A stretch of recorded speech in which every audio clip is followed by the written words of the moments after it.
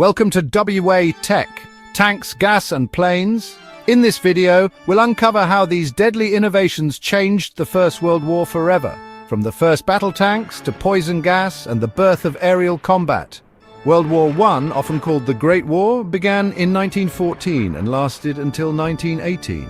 It was a global conflict unlike any that had come before it, pulling in nations from across the world into two opposing sides, the Allied powers and the Central Powers. This war was not fought with the same tactics or weapons as previous battles. Instead, it became a testing ground for new, terrifying technologies that would change the face of combat forever. The scale of the fighting was immense, stretching across vast fronts in Europe and beyond, and the sheer number of soldiers involved was staggering.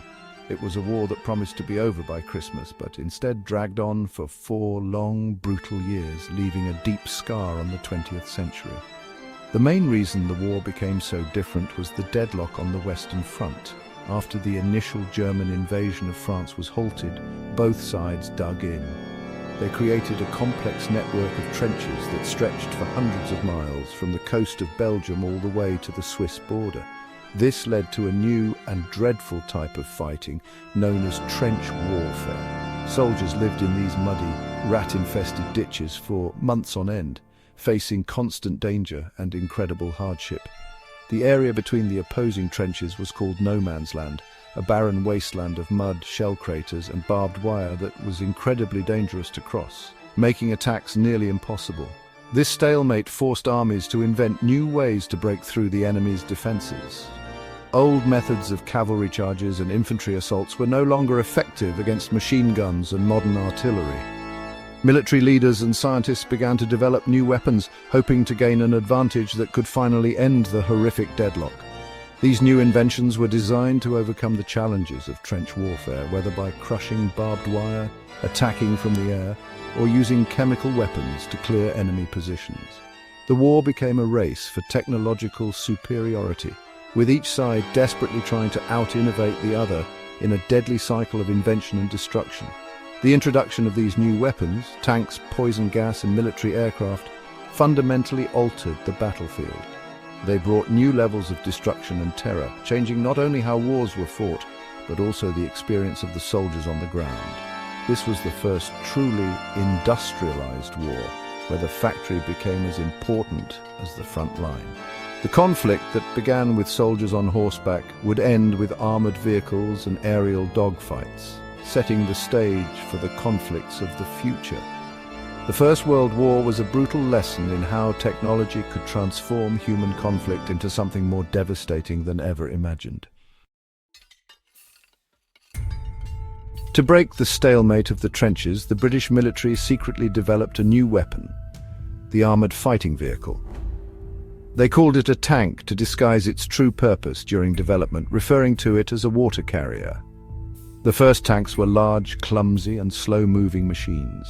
They were covered in thick metal plates to protect them from machine gun fire and moved on caterpillar tracks that could cross the muddy, cratered ground of no man's land.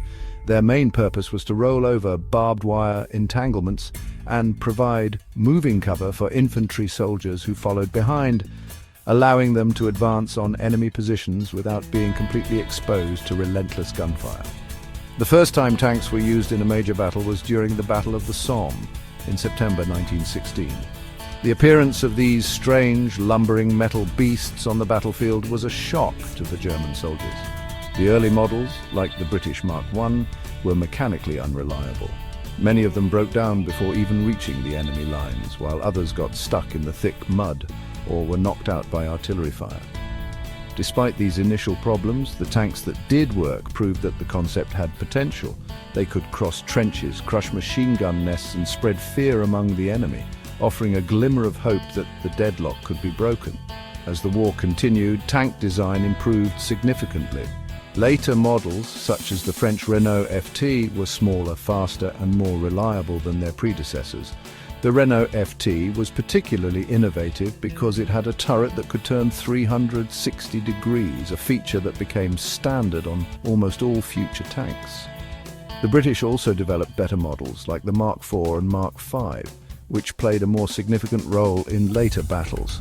These improved tanks were used in large numbers at the Battle of Cambrai in 1917, where they achieved a stunning initial breakthrough, demonstrating their true potential when used in a coordinated large-scale assault.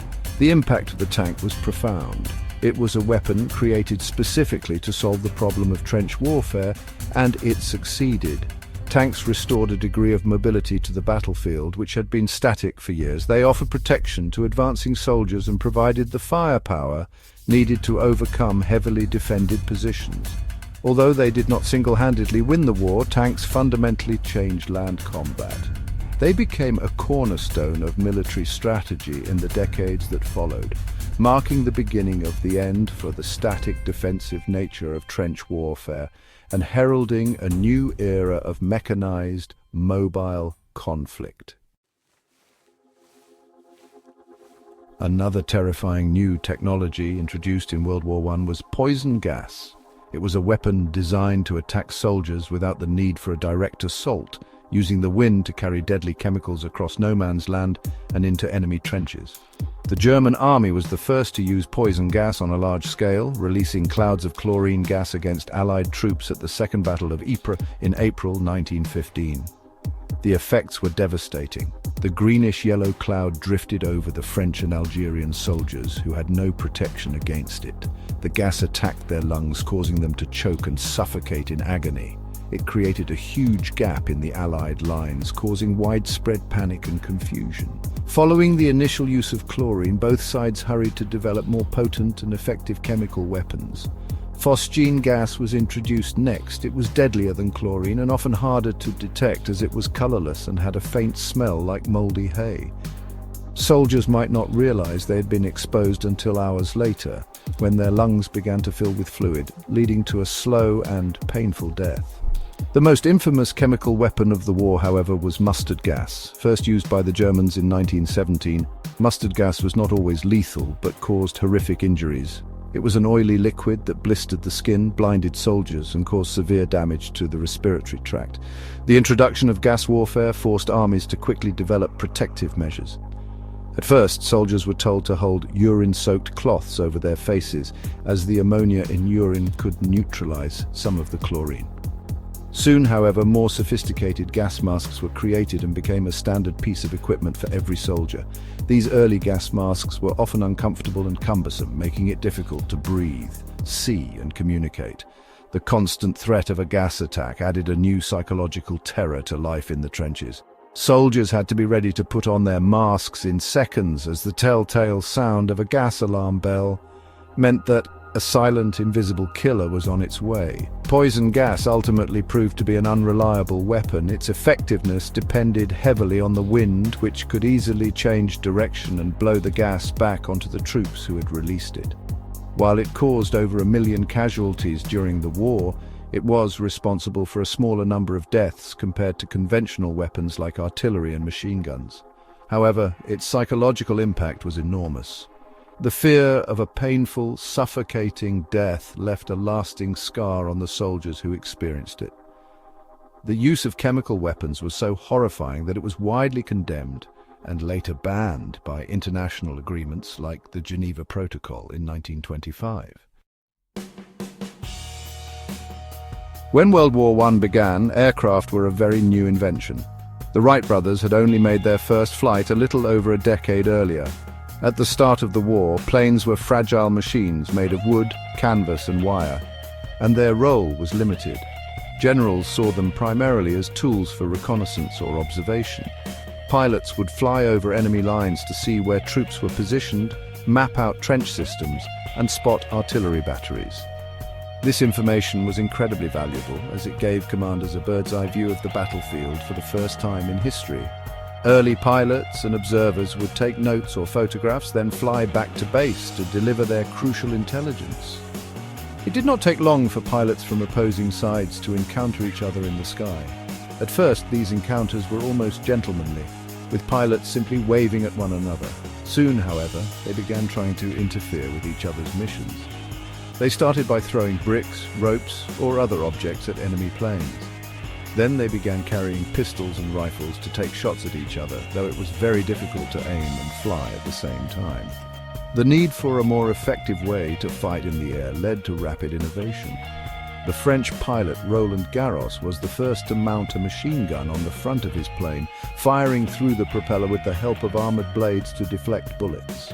The true fighter plane was born when engineers developed an interrupter gear, a mechanism that synchronized the machine gun with the propeller's rotation, allowing the pilot to fire directly ahead without shooting his own blades off.